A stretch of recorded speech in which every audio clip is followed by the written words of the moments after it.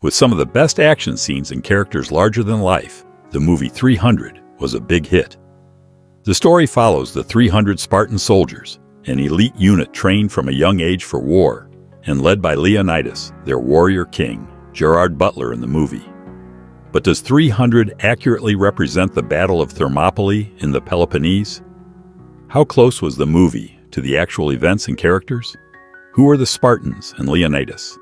The real history of the 300 Spartans in the real passage of events, an army of over 100,000 Persians under the rule of Xerxes set out to conquer Greece, both by land and by sea. The Battle of Thermopylae, depicted in the 300 movie, was a real event during the siege of the Persians, but it was based on a comic book about the battle, and the filmmakers changed a few facts to make 300 a more thrilling movie.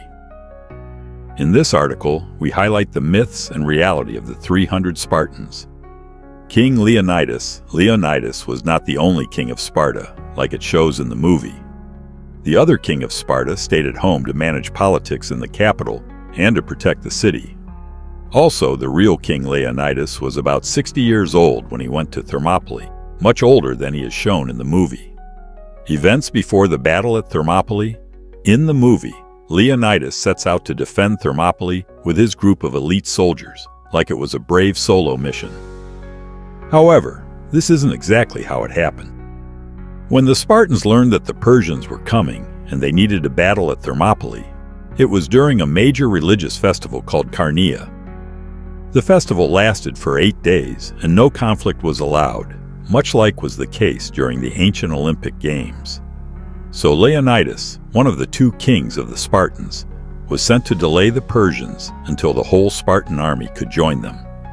Size of Spartan army, along with Leonidas's 300 men, there were also 3,800 Peloponnesians from the surrounding area, mainly Arcadians, Corinthians, Tegeans, Mantineans, Philians, and Mycenaeans. Altogether, there were about 6,200 men in the army, plus another 900 if you count the 3 slaves for each Spartan warrior. This would still be impressive if we consider there were over 100,000 men in the Persian army. Similarly, this means that more than 300 men sacrificed their lives at Thermopylae. About 700 hoplites from Thespiae also joined the final fight to the death, meaning that more non-Spartans than Spartans gave their life in the battle.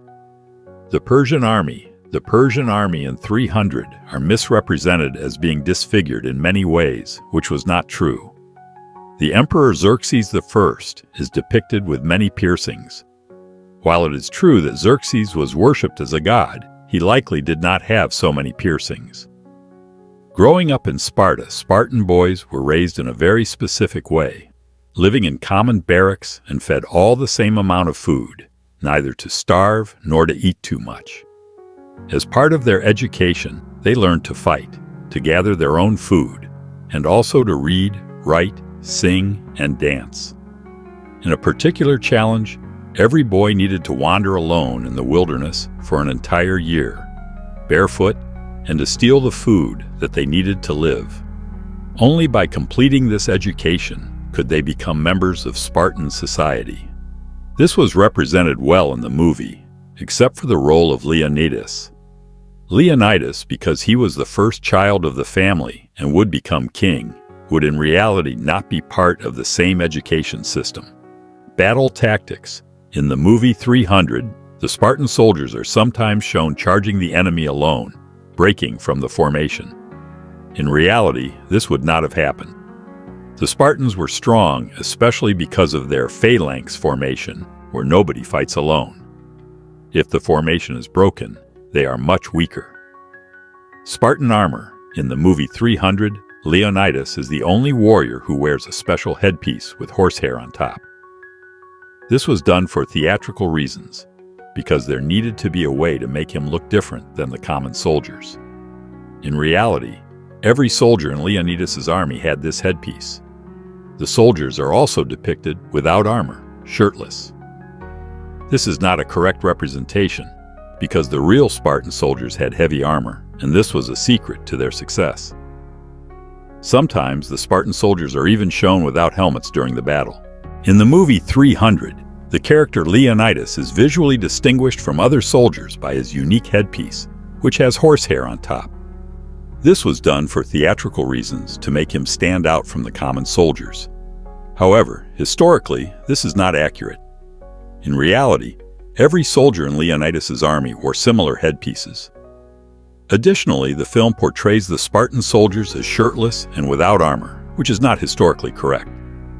Real Spartan soldiers wore heavy armor, which was a significant factor in their military success. The movie also sometimes shows Spartan soldiers without helmets during battle, which is another deviation from historical accuracy. Example breakdown 1. Theatrical representation versus historical accuracy. Movie. Leonidas wears a special headpiece to stand out. Reality. All soldiers in Leonidas's army wore similar headpieces. 2. Armor and battle gear. Movie. Soldiers are often depicted shirtless and without armor. Reality. Spartan soldiers wore heavy armor, contributing to their success. 3. Helmet usage. Movie. Soldiers are sometimes shown without helmets in battle. Reality. Spartan soldiers typically wore helmets for protection. These artistic liberties were taken in the movie to create a more dramatic and visually distinct representation of the characters and the battles